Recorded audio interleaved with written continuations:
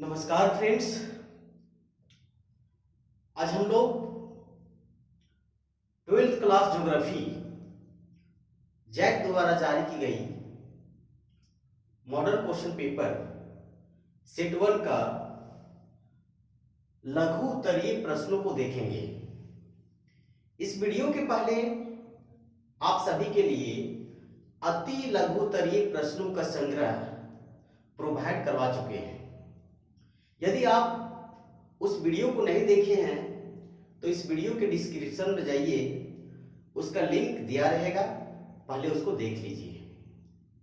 तो देखिए, model question paper set 1 का लघु उत्तरीय प्रश्नों के अंतर्गत प्रश्न नंबर 35 से लेकर के 39 यानी टोटल 5 प्रश्न रहेंगे, जो कि प्रत्येक प्रश्न 3-3 मार्क्स का होगा। फ्रेंड्स, ये जो प्रश्न है 3-3 नंबर का, यानी टोटल हो जाएगा 15 मार्क्स।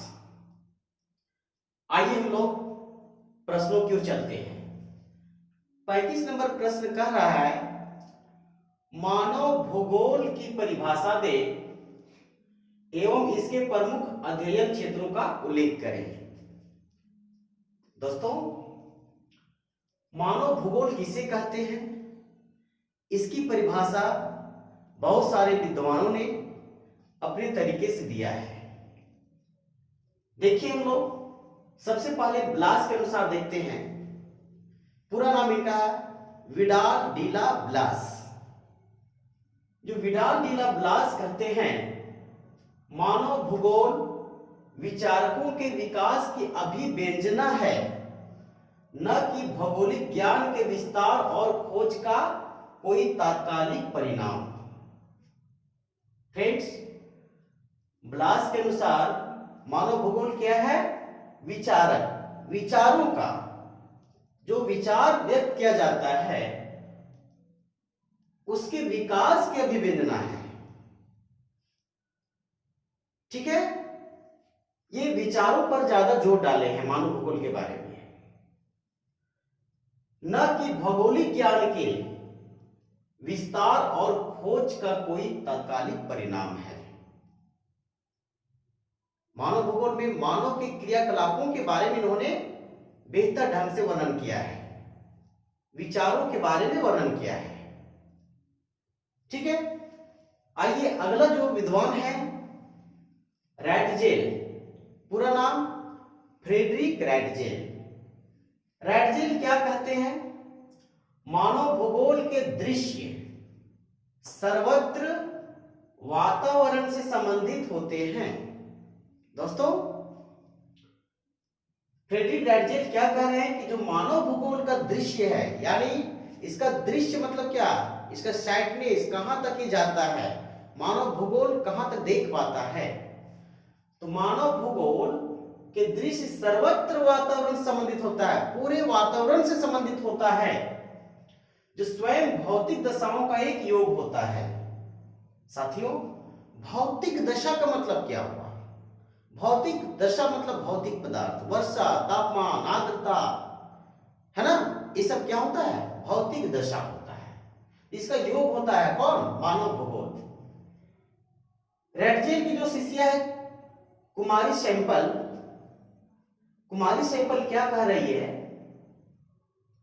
मानव भूगोल क्रियाशील मानव और अस्थायी पृथ्वी के परिवर्तनशील संबंधों का अध्ययन है। साथियों, कुमारी सैंपल कहती है कि मानव भूगोल जो है वो क्रियाशील मानव यानी काम करने वाले मानव और अस्थायी, पृथ्वी क्या अस्थायी है? नहीं, पृथ्वी क्या है? अस्थायी है। तो क्रियाशील मानव और अस्थायी पृथ्वी के परिवर्तनशील संबंधों का अध्ययन है। यानी मनुष्य जो है वो वातावरण के साथ सहसंबंध स्थापित है। ये कुमारी सैंपल का कथन है। साथियों, आगे एक और प्रश्न इसमें था कि एवं इसके प्रमुख अध्ययन क्षेत्रों का उल्लेख करें। अच्छा, तो ये अलग अलग विद्वानों का मत रहा। तो हम लोग इसका निचोड़ कैसे निकाल सकते हैं? निष्कर्ष के तौर पर हम इसकी परिभाषा को दे सकते हैं। अतः मानव भूगोल भूगोल की वह शाखा है जो मानव वातावरण अंतर संबंधों के अध्ययन के साथ भूदृश्यों के अध्ययन से संबंध रखती है। जैसा कि अभी हमने बताया कि मानव भूगोल जो है वो मनुष्य और वातावरण के बीच सह संबंध स्थापित करता है। हम लोग निष्कर्ष के तौर पर यही कह सकते हैं। ठीक है, इसके प्रमुख अध्ययन क्षेत्र क्या है? मानव भूगोल का प्रमुख अध्ययन क्षेत्र भौतिक क्षेत्र, आर्थिक क्षेत्र और सांस्कृतिक क्षेत्र।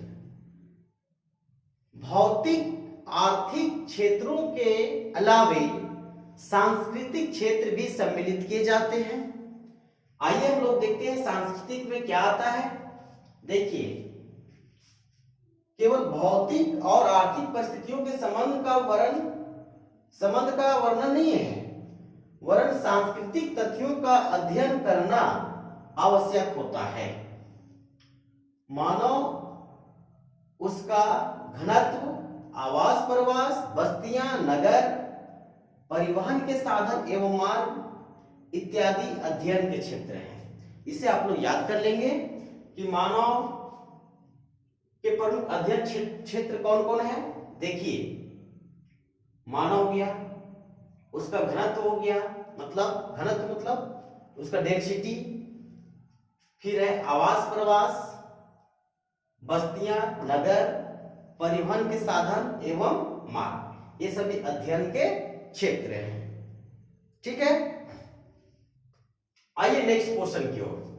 अगला प्रश्न कह रहा है 36 नंबर प्रश्न है, नगरीय बस्तियों के प्रकारों का वर्णन करें।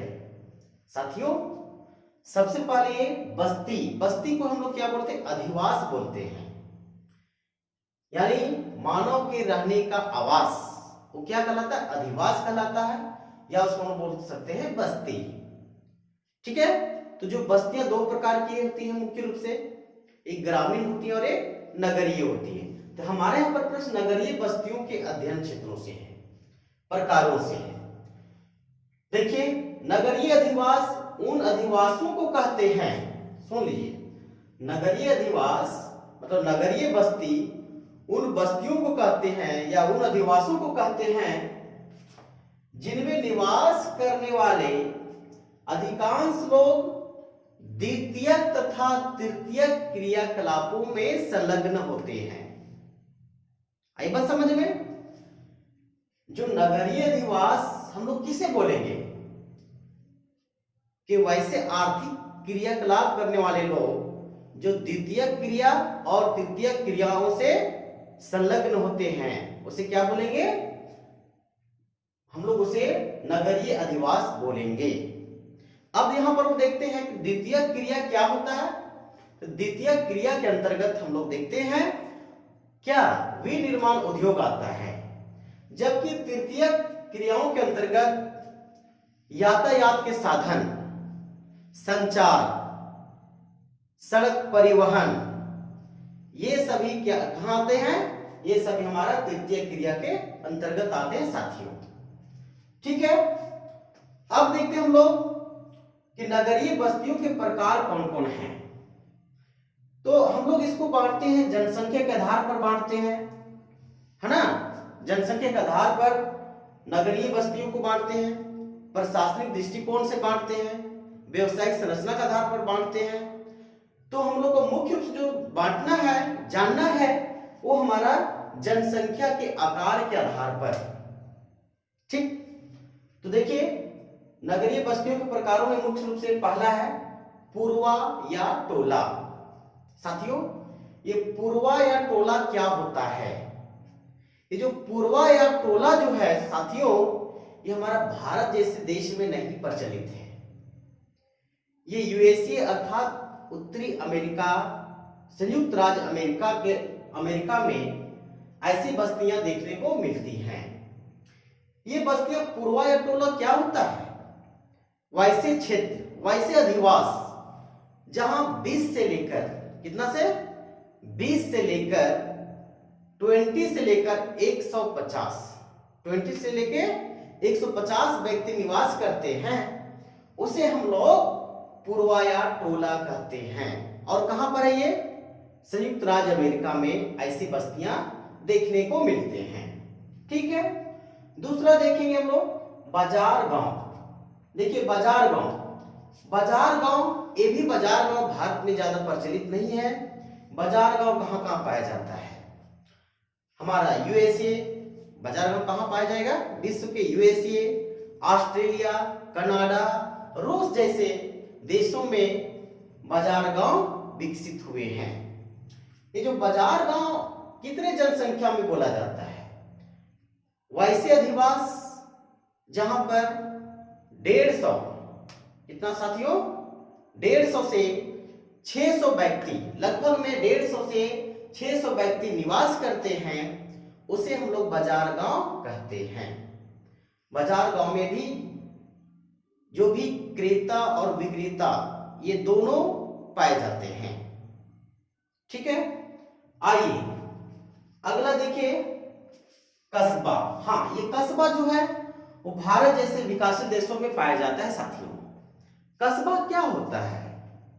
कस्बा हम लोग किसे बोलते हैं? वैसे मानव अधिवास जहां की जनसंख्या 1 लाख से कम हो, जहां की जनसंख्या 1 लाख से कम हो, उसे हम लोग कस्बा कहते हैं साथियों। क्या बोलते हैं उसे? कस्बा कहते हैं। फिर है, देखिए उसके बाद कस्बा के बाद है महानगर। साथियों महानगर के पास एक पॉइंट हमारा छूट गया है, उसे हम लोग नगर बोलेंगे, है ना। एक पॉइंट हमारा छूटा हुआ, देखिए नगर होता है। नगर, नगर छूटा हुआ था। नगर, नगर किसे कहते हैं? सिटी यानी नगर। वैसे मानव अधिवास जहां का पॉपुलेशन, जहां की जनसंख्या 1 लाख से अधिक हो, 1 लाख या 1 लाख से अधिक हो, परंतु 10 लाख से कम हो, उसे हम लोग नगर कहते हैं। ठीक है, नेक्स्ट है महानगर। साथियों जो महानगर है, महानगर हम लोग किसे बोलेंगे? या नगरों से बड़ा होगा ये, यानी मानव अधिवास का वह क्षेत्र जहां 10 लाख से अधिक परंतु 50 लाख से कम लोग निवास करते हैं, उसे हम लोग महानगर कहते हैं, है ना। 10 लाख से अधिक परंतु 50 लाख से कम निवास करते हैं, उसे हम लोग महानगर कहते हैं। भारत में महानगर मुख्य रूप से देखा जाता है दिल्ली, मुंबई, चेन्नई, कोलकाता, है ना। आइए अगला है सन नगर। साथियों 2 नगरों के मिलने से सन नगर का निर्माण होता है। जब 2 नगर मिल जाएंगे तो क्या बोलेंगे? उसे सन नगर बोलेंगे। इसे हम लोग देखते हैं हैदराबाद और सिकंदराबाद, है ना। हैदराबाद और सिकंदराबाद, दो जिसे हम लोग जुड़वा नगर के नाम से भी जानते हैं। तो ये जो सन नगर है, सन नगर शब्दावली का प्रथम प्रयोग जो किया था, बहुत इंपॉर्टेंट, इसे आप लोग याद रखेंगे। सन नगर शब्द का प्रथम प्रयोग पैट्रिक गिडिज, याद रखेंगे आप लोग, पैट्रिक गिडिज,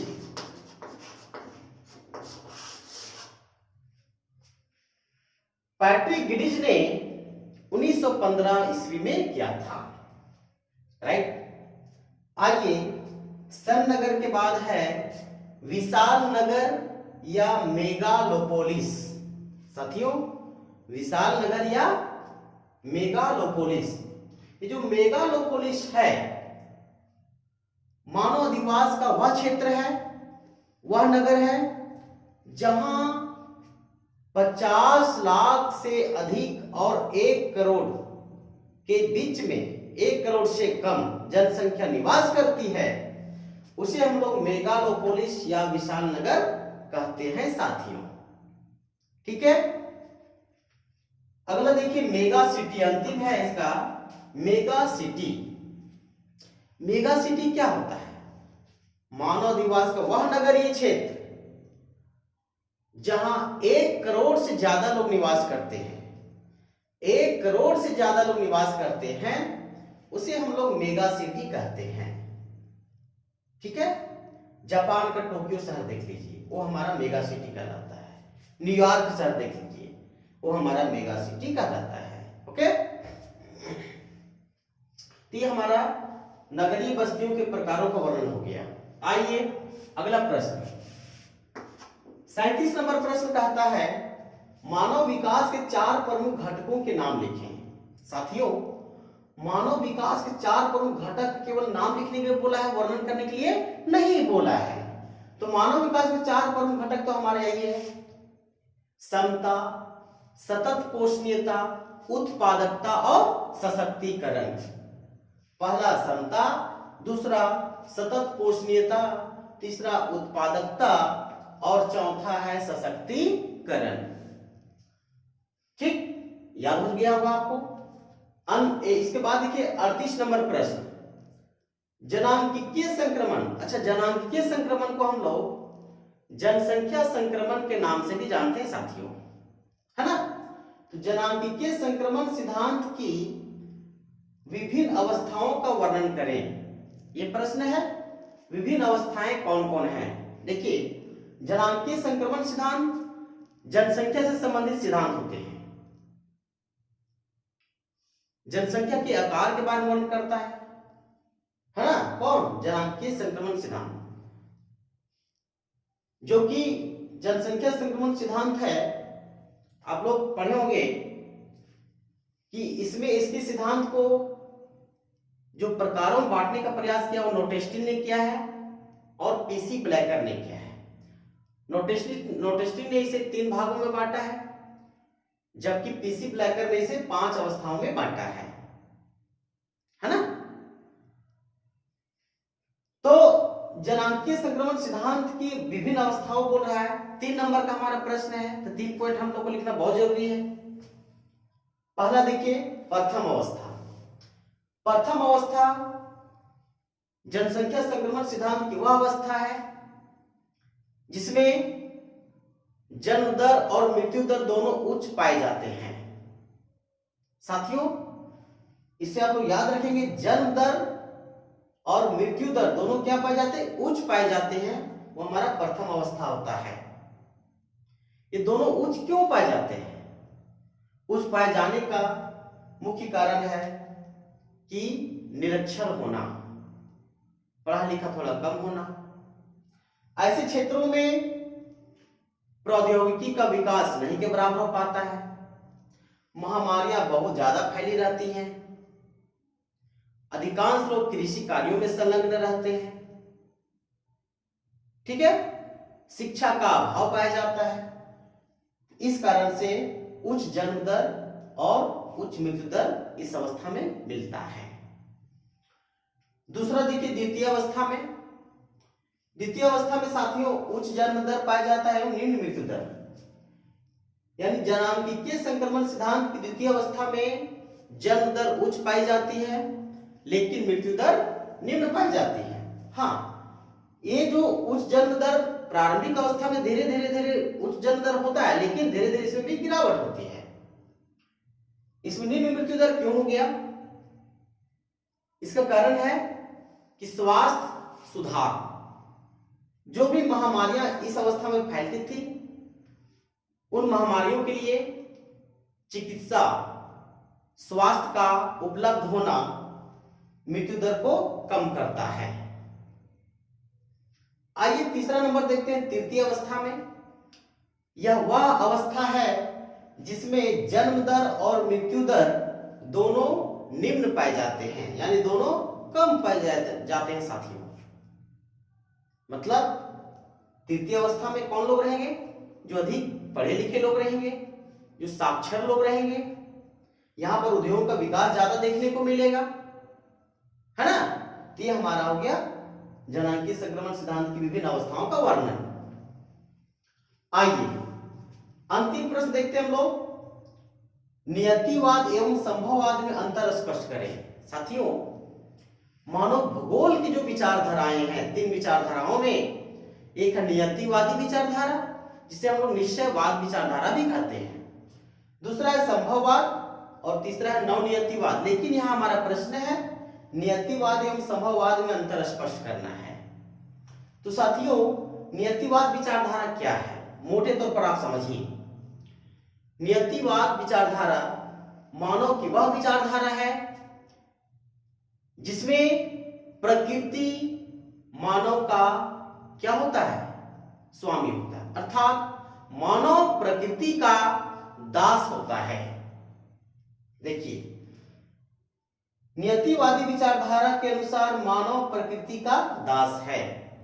मानव क्या प्रकृति का दास है। साथियों, इन विचारधाराओं के जो प्रमुख प्रवर्तक हैं उनमें देखेंगे आप, अरस्तु है, हेरोडोटस है, रीटर है, कांट है, कुमारी सेम्पल है। इस विचारधारा में कुमारी सेम्पल का कथन बहुत ही विख्यात है।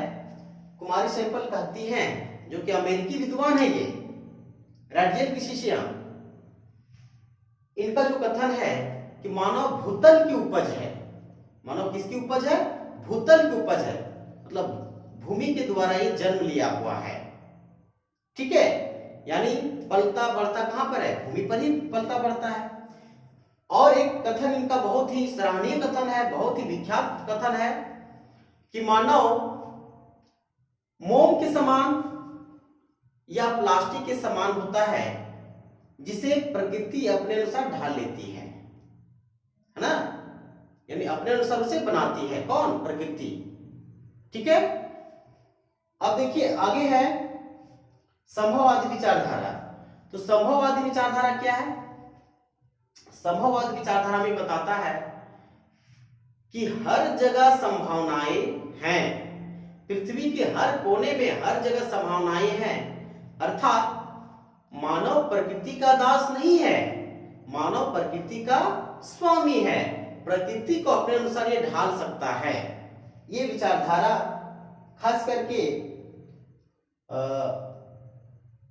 लुसियन फैब्रे के द्वारा, देखिए यहाँ लिखा हुआ है, प्रवर्तक फैब्रे ने मनुष्य को प्रकृति का स्वामी बताया है। ठीक है, तो संभववादी विचारधारा किसने दिया, लुसियन फैब्रे ने दिया, जबकि नियतिवादी विचारधारा में बहुत सारे भूगोलवेताओं ने अपना मत प्रस्तुत किया। तो ये हमारा आज का प्रश्न, जो कि लघु उत्तरीय प्रश्न था।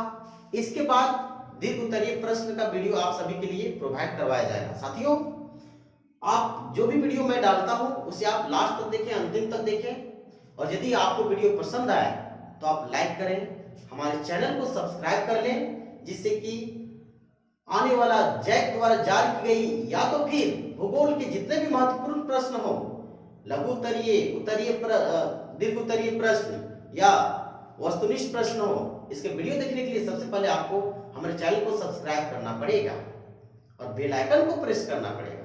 बहुत बहुत धन्यवाद साथियों।